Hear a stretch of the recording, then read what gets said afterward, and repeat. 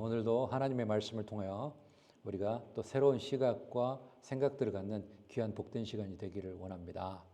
오늘의 본문 고린도 후서는 사도 바울이 AD 55년에서 57년 사이에 마게도냐라는 곳에서 기록한 편지 형식의 말씀입니다. 고린도 교회와의 관계와 사도직을 변호하기 위해서 썼던 게 고린도 후서인데요. 고린도 교회는 바울이 2차 선교 여행 때 개척했던 교회가 바로 고린도 교회입니다. 바울의 2차 전도 여행의 경로를 살펴보면 바울과 바나바가 결별한 이후에 실라와 함께 시작이 되었고요. 이후에 디모데와 누가가 합류하면서 유럽의 선교가 본격화되기 시작합니다.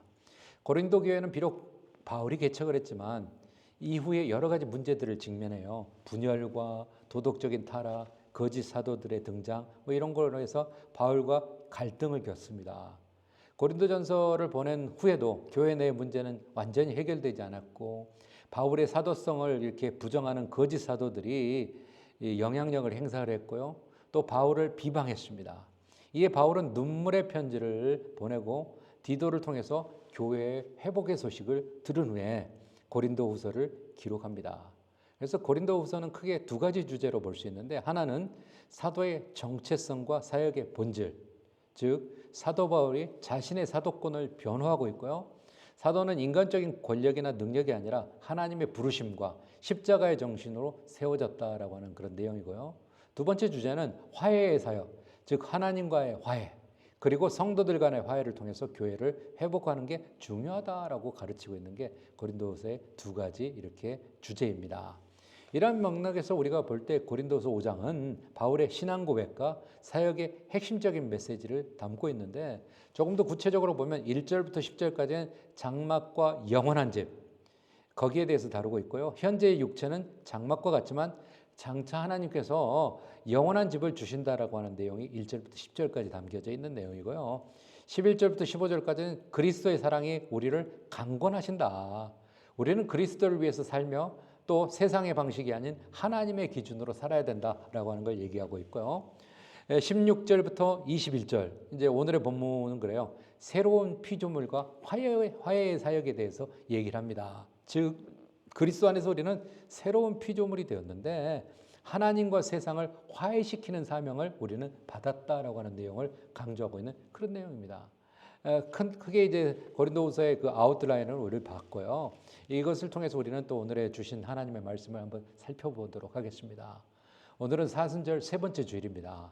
계속되는 사순절 기간 동안 주님의 고난을 묵상하고 그 고난에 참여하는 경건한 신앙이 되시기를 바랍니다. 스탠퍼드 대학의 심리학 교수인 캐롤 드웨기라고 하는 교수가 쓴 마인드셋이라는 책이 있습니다. 이 캐롤 드웨 교수는 동기부여와 학습 분야의 세계적인 권위를 가진 그런 학자입니다. 그 책에서 캐롤 드웨기라고 하는 저자는 성공과 실패의 원인은 타고난 재능이 아니라 마음가짐에 의해서, 마음셋에 의해서 결정된다라고 얘기해요.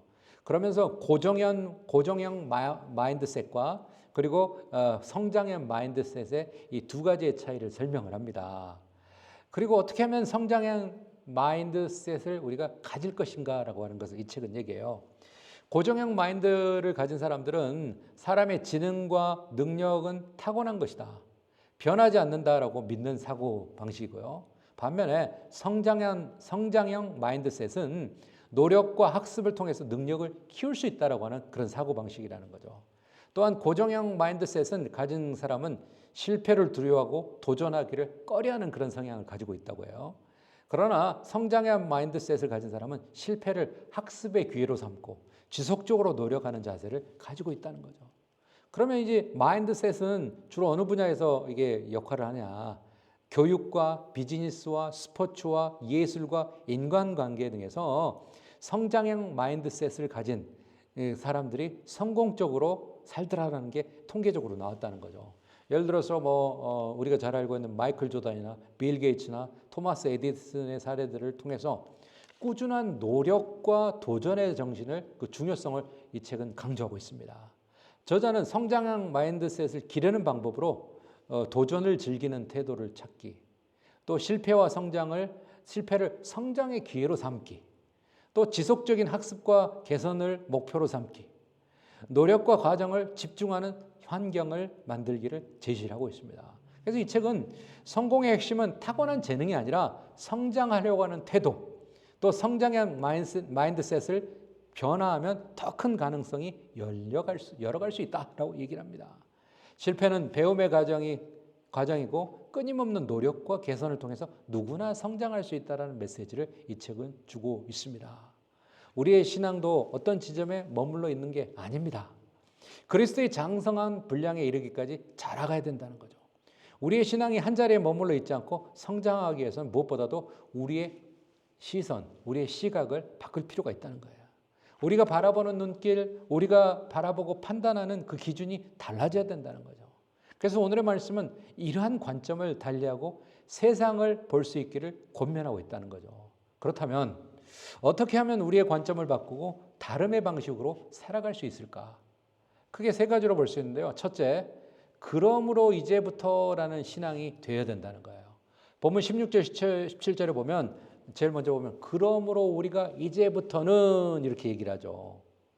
그러므로 이제부터라는 말씀으로 시작을 하는데 다시 말해서 13절에서 15절에 나오는 말씀에 따른 결과가 바로 16절, 17절의 말씀입니다. 15절에서 밝힌 것처럼 그리스도의 대속의 죽음은 우리를 살리고 자기 중심적인 삶에서 벗어나 우리를 위해서 그리스도 중심적인 삶으로 전환을 가져가 준다라고 하는 그런 내용을 얘기해요. 성도는 예수 그리스도 안에서 그리스도와 함께 죽고 또한 그리스도와 함께 다시 부활에 동참하게 되는 사람을 우리는 성도라고 합니다. 성도는 그리스도 안에서 죽었다는 것은 죄와 자기를 위해서 살아온 자기의 자아가 죽었다는 거예요. 나의 가장 깊은 내면에 자리 잡고 있는 죄악된 자아가 십자가와 함께 죽었다라는 거예요. 반면에 그리스도 안에서 살았다는 말씀은 그리스도가 우리의 주인이 되어 주셨다라는 그런 의미라는 거예요. 그래서 성도는 예수 그리스도를 통해서 새롭게 회복된 나로 재창조된 그런 존재라는 거예요. 그래서 성도는 그리스도를 위해서 사는 그런 사람이라는 거죠. 그래서 우리는 사도 바울은 우리가 이 사실을 알았다면 깨닫고 믿었다면 그러므로 이제부터는 이라고 이렇게 이 시점을 기록하면서 변화된 삶을 살아가야 된다는 걸 강조하고 있다는 거죠. 바울이 말하고 있는 그런 변화된 삶의 형태는 무엇이냐? 육신을 따라 세상적 관점으로 살아가는 관점으로 사람을 판단하지 않는 거라는 거죠. 우리가 개역 개정판에 보면 세상적인 방식이라는 것은 세속적인 기준에 따라서 사는 그런 것을 의미하는 거예요. 그래서 복음의 비밀을 깨닫는 사람들은 어떤 사람도 육체적이고 세속적인 관점으로 평가하지 않는다라는 그런 의미라는 거죠. 하나님은 그 사람의 중심을 보십니다. 또 그런 것처럼 그 사람의 존재 그 자체로 바라보는 시선을 주님은 갖고 계신다는 거죠. 이 사실에 대해서 사도 바울은 17절에 그렇게 얘기합니다. 누구든지 그리스도 안에 있으면 새로운 피조물이라. 이전 것은 지나갔으니 보라 새 것이 되었도다라고 선언을 합니다. 우리가 새로운 피조물이 되었다는 건 어떤 의미입니까? 그것은 바로 우리가 새로운 시각, 새로운 시선을 갖게 됐다는 거죠. 그 새로운 시선으로 이렇게 바라보는 그런 존재가 됐다는 의미예요. 그것은 세상적인 관점이 아니라 하나님의 시선으로 보게 된다는 거죠.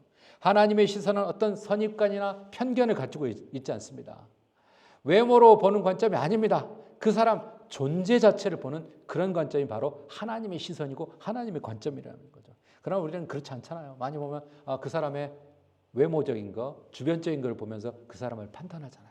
그러나 우리 하나님은 그렇게 하지 않는다는 거예요. 그래서 하나님의 자녀된 우리는 하나님의 피조물 된 우리도 타인을 볼 때 그 존재 자체로 바라볼 수 있는 그런 시선이 있어야 된다는 거죠. 그러기 위해서 우리는 무엇보다도 뭘 해야 되나? 어떤 사물이나 사람을 볼 때 판단을 중지하자. 판단을 중지해야 된다는 거예요. 그 사람을 바라보는 편견, 선입관을 버려야 된다는 거죠.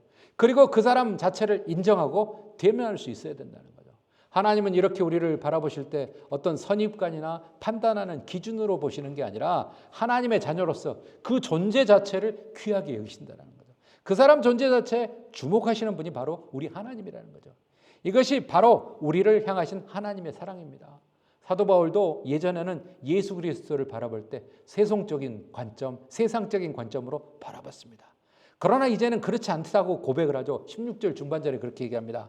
비록 우리가 그리스도도 육신을 따라 알았으나 이제부터는 그같이 알지 아니하노라라고 얘기해요. 이것을 또 이제 쉬운 성경이라는 성경으로 보면 이렇게 해석을 해요. 전에는 우리가 그리스도에 대해서 세상적인 관점으로 알았으나 이제는 더 이상 그렇게 하지 않겠습니다라고 얘기합니다. 사도 바울은 예전에는 예수를 세상의 관점으로 보았지만 이제는 더 이상 세상적인 관점에서 예수를 보지 않는다. 이해하려고 하지 않는다라고 얘기하고요. 그리고 우리를 위해서 자신을 내어주신 하나님의 아들로 그냥 인정한다라고 고백을 합니다. 그게 바로 갈라디아서 2장 20절 너무도 유명한 말씀이죠. 우리 한번 같이 읽어볼까요? 내가 그리스도와 함께 십자가에 못 박혔나니 그런즉 이제는 내가 사는 것이 아니요 오직 내 안에 그리스도께서 사시는 것이라. 이제 내가 육체 가운데 사는 것은 나를 사랑하사 나를 위하여 자기 자신을 버리신 하나님의 아들을 믿는 믿음 안에서 사는 것이라. 그리고 본문 17절에 또 이렇게 고백하죠. 그런즉 누구든지 그리스도 안에 있으면 새로운 피조물이라. 이전 것은 지나갔으니 보라 새 것이 되었도다 라고. 이 선언은 새로운 관점으로 바라보는 사람이 되었다라는 거예요. 내가 예수 믿기 전에 내가 과거에는 세상적인 관점, 세상적인 기준으로 바라봤던 그 시선이 예수 안에서 나는 새로워져서 하나님의 관점으로 이렇게 보게 되었다라는 거죠. 우리는 그리스도와의 신비적인 연합을 이루어서 새로운 존재로 회복된 존재입니다. 그리스도 안에 있는 우리는 성령의 내주하심을 통해서 우리 그리스도를 주로 시인하고 그리스도의 말씀에서 보여주는 영적인 원리를 따르고 순종하는 사람들이라는 거죠. 우리는 모두 그리스도를 통해서 새로운 피조물이 되었음을 믿는 그런 사람들입니다. 그래서 우리를 성도라고 하죠. 우리는 의와 진리의 거룩하심으로 지으심을 받은 자라고 에베소서 4장 24절은 그렇게 얘기합니다. 그러므로 우리는 세상과 다른 시각으로 바라볼 수 있어야 됩니다. 시선을 바꾸어서 하나님의 시선으로 바라볼 수 있어야 된다는 거죠. 아내가 식물인간이 되었던 그런 사람이 있습니다. 이 사람 서울대 의대 진단방사선과 교수였던 박재영 교수 이야기입니다. 이 이야기는 상당히 오래전에 언론에 소개된 건데요. 추석 연휴 직전이었다고 합니다. 눈이 침침하고 빈혈 기운이 있다고 말하기에 아이들 입시 뒷바라지하느라 힘든가 보다라고 생각을 했는데 정밀 진단을 해보니까 아내가 뇌종양이었다는 거예요. 그래서 뇌종양이었고 그 진단을 해보니까 길어야 1년이라고 하는 의학적인 선고를 받았다고 합니다. 박 교수는 자기가 의대 교수이기 때문에 논문 있는 거 다 찾아보고요. 경험자들 찾아가서 다 물어보고요. 아내 살리기 위해서 매달렸다고 하는 거죠. 그래서 15개월도 좋고 3년도 좋으니 제발 조금이라도 더 오래 살게 해주세요라고 이렇게 간절히 기도했다고 합니다. 수술을 했는데 수술이 너무 잘 돼가지고 정말 회복되고 집에서 쉬고 있던 아내가 어느 날 다시 경련을 일으켜가지고 중환자실에 입원을 했대요. 그런데 이때는 중환자실에 입원했을 때는 튜브로서 산소 공급을 했고요. 식물인간으로 아무 말 없이 병실에 그냥 누워 있었다고 합니다. 박 교수는 그래도 하나님께 계속 기도를 했대요. 하나님, 아내가 살아있으니 너무 감사합니다. 그래서 계속 기도했다는 거예요. 그런데 그 의학적으로는 길어야 1년이라고 했는데 9년째 살고 있다는 거예요. 1년이 지날 때마다 한 해 생명을 연장시켜준 것에 대해서 감사 기도를 계속 드렸다고 해요. 시련은 컸지만 고통 속에서 가족에는 더 깊어졌다라고 이 박 교수는 그렇게 얘기합니다. 고통은 나의 하나의 훈장으로 다가왔다라고 얘기해요. 그는 지금 상태로 잘 버텨주는 것, 그게 바로 아내의 내조다라고 얘기를 해요. 의대 레지던트인 아들, 결혼한 큰딸도 엄마가 살아계신 것만으로도 행복하다라고 이렇게 얘기를 한다는 거예요. 박 교수는 아내의 고통으로 새로운 삶을 시작했다고 합니다. 고통받는 사람들을 구체적으로 돕기 위해서 이 박 교수는 의대 교수지만 사이버대학의 사회복지학과에 3학년으로 편입해서 사회복지에 대해서 공부를 하고요. 또 대길 사회복지재단에 땅을 600평을 기증을 해가지고요. 호스피스 시설인 사랑의 집을 만들게 했다고 합니다. 또 아내와 같은 말기 환자, 중증 환자를 위해서 요양시설을 만들고 그들의 고통을 덜어주기 위해서 힘썼다는 거죠. 스스로 고통을 겪지 않을 때는 환자의 질병 자체만 그냥 생각을 했다고 그래요. 너무 많은 환자를 보니까 그러겠죠. 그렇지만 자신이 고통을 겪게 되니 환자와 가족들, 그들의 절박함이 자기의 눈에 들어오기 시작했다는 거예요. 새로운 관점을 갖게 됐다는 거죠. 내가 겪고 있는 고통이 다른 사람에게 위로가 되었으면 좋겠다라고 그 박 교수는 그렇게 얘기합니다. 그는 이렇게 심한 중환자도 의미 있게 살려고 노력하고 있습니다. 혹시 죽음을 생각하는 사람이 있다면 죽을 힘을 다해 희망을 걸어보라고 말해주고 싶습니다. 라고 이렇게 고백을 합니다. 똑같은 그림이라도 보는 각도에 따라 달리 보이는 법입니다. 어려움이 다가왔을 때 피할 짐으로 생각하면 그것은 짐으로 보이지만 내게 준 훈장으로 생각하면 그 짐은 축복의 짐이 된다라는 거예요. 사랑하는 여러분, 우리가 바라보는 시선을 달리하여 하나님의 사랑을 이루어가는 그런 은혜가 있기를 원합니다. 모든 판단을 중지하고 존재 자체와 만나는 은혜가 있기를 바랍니다.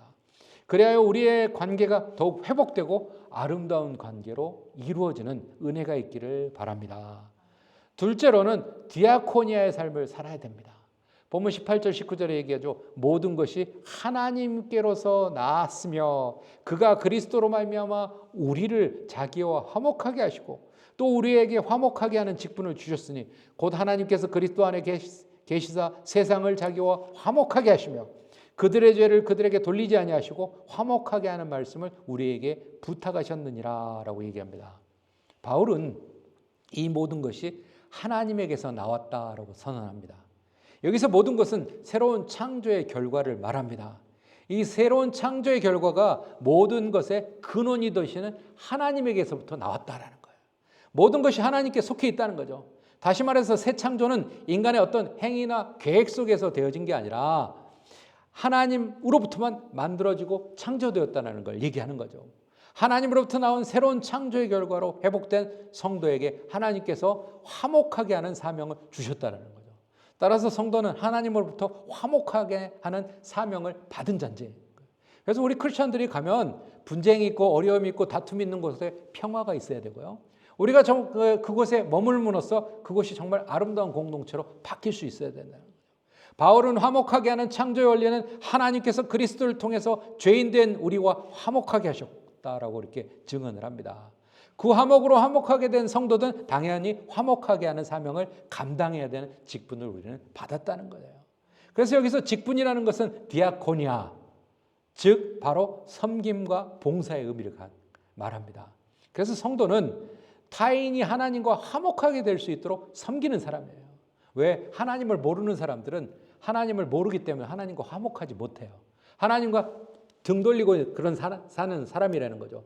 그러나 먼저 믿은 우리, 그 직분을 받은 우리, 이 디아코니아, 섬김과 봉사를 가진 우리 성도들이 타인이 하나님과 화목할 수 있도록 우리가 그 역할을 하는 거라는 거죠. 본문 18절에도 얘기하죠. 하나님께서 그리스도로 말미암아 우리를 자기와 화목하게 하시고 또 우리에게 화목하게 하는 직분을 주셨으니라고 기록하고 있습니다. 하나님은 우리를 하나님과 사람과의 사람을 화목하게 하는 일을 위해서 섬기는 사역자로 우리를 부르셨다는 거예요. 그래서 우리의 섬김은 복음을 증거하는 일과 연결이 되어 있습니다. 바울은 이 사실에 대해서 본문 19절에 이렇게 강조하죠. 곧 하나님께서 그리스도 안에 계시사 세상을 자기와 화목하게 하시며 그들의 죄를 그들에게 돌리지 아니하시고 화목하게 하는 말씀을 우리에게 부탁하셨느니라 라고 얘기합니다. 이걸 조금 더 쉬운 성경으로 보면 이렇게 얘기해요. 하나님께서 그리스도 안에서 이 세상을 하나님 자신과 화목하게 하셨으며 사람들의 죄를 묻지 아니하셨습니다. 그리고 하나님께서는 우리에게 화목해 하는 말씀을 맡기셨습니다 라고 이렇게 해석하고 있다는 거죠. 하나님은 우리를 예수 그리스도를 통해서 화목하게 하신 후에 화목하게 하는 복음 증언하는 사역을 우리에게 맡기셨다는 거예요. 그래서 우리가 복음을 요즘에 크리스천들은 증거를 잘 하지 않아요. 권면도 하지 않아요. 그러나 우리는 우리에게 주어진 사명을 우리가 망각하고 사는 거라는 거죠. 교회들이 더 이상 복음 증거를 잘 하려고 하지 않습니다. 그냥 우리만 잘해도 그냥 문제없이 우리는 가니까 그냥 요 정도 그냥 우리끼리 잘 살면 되지라고 하는 생각, 그게 바로 사탄이 주는 생각이라는 거죠. 하나님은 우리에게 복음 증언하는 사역을 우리에게 맡기셨다는 거죠. 그것을 맡기셨다는 건 참으로 우리가 감사한 거예요. 왜? 우리를 인정하기 때문에 그걸 맡긴 거라는 거죠. 우리가 하나님의 신뢰를 받았다는 증거라는 거예요. 그래서 맡을 자에게 구할 것은 충성이다라고 성경은 얘기하죠. 하나님께서 맡기신 사명을 감당하는 자에게 하나님께서 믿고 신뢰할 만한 충성스러움을 우리에게 요구하고 계신다라는 거죠. 우리는 화목하게 하는 일을 위해서 부르심을 받았습니다. 화목하게 하는 일을 통해서 복음을 증거하는 하나님 나라를 확장시키는 일에 우리가 일조하기 위해서 우리를 부르셨다는 거죠. 이 일을 통해서 평안하고 든든한 교회, 평강이 있는 교회에 그렇게 세워지게 된다는 걸 기억하시기 바랍니다. 제가 자주 얘기하잖아요. 세상의 모든 교회는 다 동일하게 기도하는 게 있다. 하나님, 교회가 부흥되기를 원합니다. 교회에 새 사람을 보내주세요. 그건 다 기도한다니까요. 다 기도해. 그래서 이 세상의 모든 교회를 생각하면 하나님이 얼마나 복잡하실까라고 생각을 해요. 왜? 그 기도는 다 동일하게 하는데 복음은 어느 누구도 전하려고 하지 않는다는 거예요. 요즘 시대에는요, 목사님 누가 들으려고도 하지 않아요. 들으려고 하지 않아도 외치는 사람이 누군가는 있어야 될 거 아니에요. 외치는 사람이 없는데 어떻게 들을 수 있는 사람이 있겠냐는 거. 우리는 반드시 그 사명을 우리는 망각하지 말고 살아가야 된다는 것을 기억하시기 바랍니다. 셋째로 우리는 위탁받은 사신이라는 걸 깨달아야 됩니다. 본문 20절, 21절에 그렇게 얘기하죠. 그러므로 우리가 그리스도를 대신하여 사신이 되어 하나님의 우리를 통하여 너희를 권면하시는 것 같이 그리스도를 대신하여 간청하노니 너희는 하나님과 화목하라. 하나님이 죄를 알지도 못하신 이를 우리를 대신하여 죄로 삼으신 것은 우리로 하여금 그 안에서 하나님의 의가 되게 하려 하심이라 라고 합니다. 오늘의 말씀은 성도가 깨달아야 될 정신은 우리는 위탁받은 사신이다. 먼저 화목하게 하는 사도로서의 직책을 받은 사도 바울은 고린도 교인들에게 얘기하죠. 하나님과 화목하라 라고 권면합니다. 그러면서 자신에게 주어진 사도직을 성실하게 수행합니다. 이 사신이라고 하는 단어는 원래 의미는 연장자, 노인, 존경받는 사람이라는 그런 의미를 갖고 있습니다. 나중에 이게 이제 대사라는 단어로 이제 대체되기도 하는데 바울은 이 대사라고 하는 이 단어는 헬라 로마 시대 황제의 뜻을 받아서 공식적으로 파견된 외교관이나 사절을 뜻하는 그런 단어가 바로 이 대사라는 거예요. 그러니까 사신이나 대사나 똑같은 의미라는 거죠. 그래서 바울은 이 단어를 그리스도를 대신하는 사신이다라고 이렇게 사용을 합니다. 그리스도를 대신한다는 말은 뭐예요? 예수 그리스도께서 복음을 전하는 역할을 우리에게 맡기셨다는 거예요. 우리에게 위임해 줬다는 거죠. 마치 황제의 권위와 권력을 위임받은 것처럼 복음을 증언하는 일을 위해서 그리스도의 권위와 권력을 우리에게 위임해 줬다는 거예요. 그래서 그것을 위임받은 복음의 사역자라는 거예요. 왜 복음을 전해야 된다고요? 그게 바로 세상에 하나님을 등지고 사는 사람들이 하나님과 화목할 수 있도록 만드는 역할이기 때문에 해야 된다는 거죠. 본문 20절을 보죠. 그러므로 우리가 그리스도를 대신하여 사신이 되어 하나님이 우리를 통하여 너희를 권면하신 것 같이 그리스도를 대신하여 간청하노니 너희는 하나님과 화목하라. 이걸 조금 더 쉬운 성경으로 제가 읽어드릴게요. 그러므로 우리는 그리스도를 대신하여 일하는 대사입니다. 하나님께서는 우리를 시켜 여러분을 권하십니다. 이제 그리스도를 대신하여 여러분에게 권합니다. 하나님과 화목하십시오. 조금 더 와닿죠? 쉬운 성경으로 보니까 바울의 권면은 그리스도를 통한 하나님과의 평화를 누리는 것을 매일 확인해야 될 필요가 있다라고 하는 의미로 우리는 받아들일 수 있습니다. 바울은 이어서 죄가 없으신 그리스도의 속죄의 사역을 통해서 성도들이 하나님의 의를 소유하게 되었고 성도는 하나님과 화목하게 되었다라고 이렇게 내용을 소개하고 있습니다. 사실 인간을 구원하기 위해서는 두 가지 차원의 충족이 있어야 됩니다. 인간을 구원하기 위해서는 하나는 죄가 전혀 없는 존재가 있어야 된다. 그래서 우리가 현대 예배 전에는 제사라는 게 있었잖아요. 제사를 드릴 때 내가 죽어야 되는데 내가 죽을 수가 없기 때문에 자기 집에서 잘 길러온 양, 흠없는 것을 대신해서 죽었잖아요. 그 전혀 죄가 없는 존재가 있어야 되고 또 하나는 우리와 동일한 인간이어야 된다. 인간을 구원하기 위해서는 그래야 된다는 거예요. 죄가 없고 완전한 인간. 그분이 누구냐? 바로 하나님의 아들 예수 그리스도라는 거죠. 성자 예수님이라는 거예요. 그 예수님이 그냥 하늘에서 야 너희들 죄 용서해 줄게. 그럼 우리하고 별로 관계가 없어요. 인간의 모습으로 오셨고 인간의 몸으로 고통당하시고 십자가에 피 흘리시고 죽으셨다는 거예요. 그래서 죄인된 인간을 구원하기 위해서 구속의 사역을 감당하셨다는 거예요. 이게 바로 놀라운 사랑이라는 거죠. 로마서 8장 3절을 쉬운 성경으로 보면 그렇습니다. 율법이 죄의 본성 때문에 연약하여 할 수 없었던 것을 하나님께서는 죄를 없애기 위해 자신의 아들을 죄 있는 사람의 모양으로 보내심으로써 행하셨습니다. 하나님께서는 죄인들 속에 거하고 있는 죄에 대해서 유죄 판결을 내리셨습니다. 라고 기록합니다. 히브리서 4장 15절은 또 이렇게 얘기합니다. 모든 일에 우리와 똑같이 시험을 받으신 이로되 죄는 없으시니라 라고 얘기합니다. 바울은 하나님께서 예수 그리스도를 통해서 화목하게 하는 길을 우리에게 열어주셨다고 증언해요. 바울은 21절에서 또 그럽니다. 하나님께서 죄를 알지도 못하신 분을 우리를 대신해서 죄로 삼으신 것은 우리를 하나님의 의가 되게 하기 위함이다 라고 선언하고 있죠. 여기서 하나님의 의, 죄인을 의롭다고 칭해주는 하나님의 법적인 선언이라는 거예요. 이것을 우리는 칭의라고 하죠. 의롭다고 불러준다는 거죠. 그래서 빌립보서 3장 9절은 그렇게 얘기합니다. 내가 가진 의는 율법에서 난 것이 아니요 오직 그리스도를 믿음으로 말미암은 것이니 곧 믿음으로 하나님께로부터 난 의다. 이렇게 그리스도의 의가 전가된 성도는 결코 정죄함이 없다라고 얘기하죠. 로마서 우리가 너무도 잘 알고 있는 8장 1절 2절을 볼까요? 8장 1절 2절. 그러므로 이제 그리스도 예수 안에 있는 자에게는 결코 정죄함이 없나니 이는 그리스도 예수 안에 있는 생명의 성령의 법이 죄와 사망의 법에서 너를 해방하였다라고 얘기합니다. 그 어떤 세력이나 어떤 대상도 죄에 대한 하나님의 합법적이고 자비로운 칭의에 대해서 의문을 제기할 수 없다는 거예요. 로마서 8장 38절 39절은 이렇게 얘기합니다. 내가 확신하노니 사망이나 생명이나 천사들이나 권세자들이나 현재일이나 장래일이나 능력이나 높음이나 깊음이나 다른 어떤 피조물이라도 우리 주 그리스도 예수 안에 있는 하나님의 사랑에서 끊을 수 없다. 하나님이 우리에게 야 너희들 죄에 대속해줬다. 너희는 의인이다. 너희는 죄 없는 사람이라고 불러주겠다라고 한 것 어느 누구도 이의 제기할 수 없다라는 거죠. 사랑하는 성도 여러분, 중국의 공자라고 하는 사람은 이런 얘기를 했습니다. 바다를 본 자에게 시냇물은 물로 보이지 않는다. 동산에 오르면 노나라가 작아 보이고 태산에 오르면 천하가 작아 보인다라고 하는 거. 여러분, 우리가 관점을 바꿀 필요가 있어요. 우리의 시각을 바꿀 필요가 있다는 거죠. 그동안 봤던 시선을 버리고 하나님의 시선으로 바라보기를 바랍니다. 그 사람에 대한 편견과 선입관을 버리고 십자가의 시선으로 바라보기를 바랍니다. 하나님께서는 우리를 긍휼히 여기시고 불쌍히 여기시는 마음으로 보셨기 때문에 우리에게 죄 없으신 예수 그리스도를 이 땅에 보내주시고 우리 위에 십자가에 피 흘리게 하시고 대속의 은혜를 우리에게 보여주셨다라는 거죠. 그래서 하나님께서는 우리를 화목하기 위해서 그리스도를 보내셨고 십자가의 은혜로 화목하게 된 우리는 그 화목을 증언하는 사명을 받았다라는 거예요.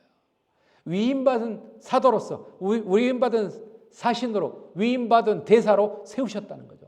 그러므로 우리 모두 위탁받은 대사라는 거죠. 위임받은 우리에게 구할 것은 충성이라고 성경은 얘기합니다. 하나님 보시기에 믿음직하게 행동하고 하나님께 인정받는 삶을 되어야 된다는 거죠. 1900년도 초반에 미국 프린스턴 신학교 총장을 지낸 벤자민 워필드라고 하는 분은 이런 얘기를 해요. 앞에 유리창이 하나 있다. 우리는 눈을 들어 유리를 볼 수 있다. 품질을 주시하고 결함을 관찰하며 성분을 추정할 수 있다. 한편 유리창 너머를 볼 수도 있다. 광활하게 펼쳐진 육지와 바다와 하늘을 볼 수 있다. 같은 유리창을 통해서 어떤 사람은 창에 묻어있는 것을 봅니다. 창의 재질, 흠집, 오점들을 보면서 인생을 사는 사람이 있고요. 그러나 어떤 사람은 유리창 너머로 보이는 하나님의 신비와 놀라운 인도하심에 감격하는 인생도 있다는 거예요. 똑같은 환경이고 똑같은 상황인데 어떤 시선과 어떤 관점으로 우리가 보느냐에 따라 다르다라는 거죠. 어떻게 우리가 바라보냐에 따라 달라진다는 거죠. 스바냐와 동시대 선지자인 예레미야를 부르신 하나님이 예레미야에게 제일 먼저 물어보십니다. 내가 무엇을 보느냐? 내가 무엇을 보느냐? 강대국 아수르의 위세가 서서히 약해지면서 신흥 강대국 바벨론이 등장을 하고요. 또 이집트의 위세가 아주 굉장히 왕성했던 그런 시대예요. 어느 쪽으로 붙어야 내가 살고 나라가 망하지 않을 것인가? 모두가 눈을 굴리면서 계산하는 시대입니다.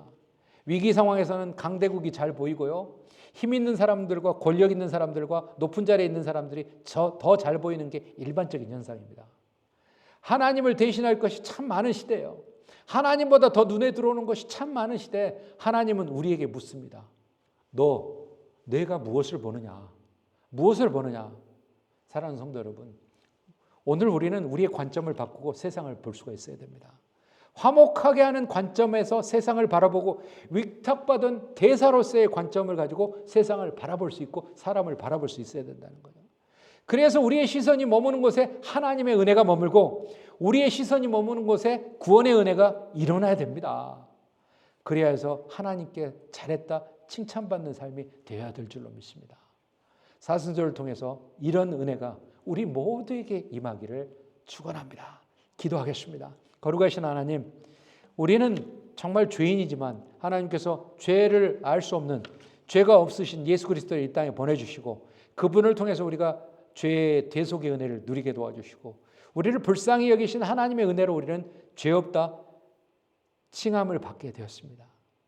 하나님, 이 칭함을 받은 우리에게 주어진 사명이 세상을 바라보는 긍휼의 사명, 하나님께서 우리에게 주신 하나님과 화목하게 하는 그 사명을 우리에게 주셨다는 걸 기억하며 하나님의 대사로서 하나님의 사신으로서 이 세상을 바라보며 그 하나님, 우리가 하나님의 시선으로 우리가 바라봄으로 은혜가 넘치고 하나님의 시선이 머무는 곳에 구원의 은혜가 일어나게 되는 것처럼 우리가 거기에 사용되는 진정한 하나님의 사도로서 그 시각과 시선을 갖는 우리 모두가 되게 도와 주옵소서. 그리하여 하나님 나라가 더욱더 확장되는 축복도 허락해 주옵소서.